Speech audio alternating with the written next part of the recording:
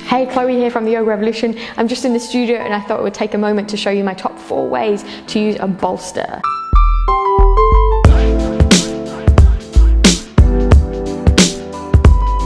Number 1.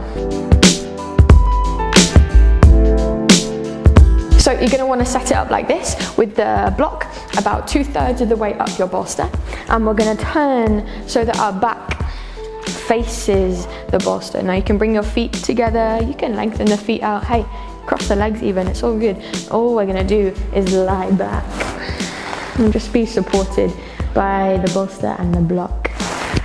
See you in 25, yeah?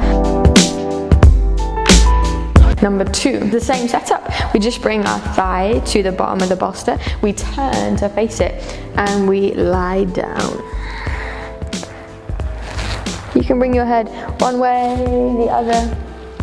Just release, man, it's all good. Do this the other way.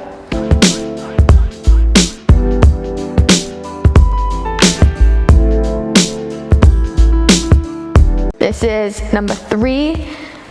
Like a supported bridge pose. So we're going to come down, let the bolster support the lower back, and you can hang out here, or go ahead and lift the feet to the sky. This is such a great pose, especially pre-Shavasana. It can really help you chill out.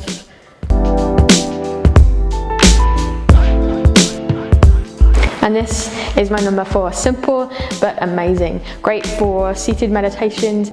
Game of Thrones on this bad boy, it works.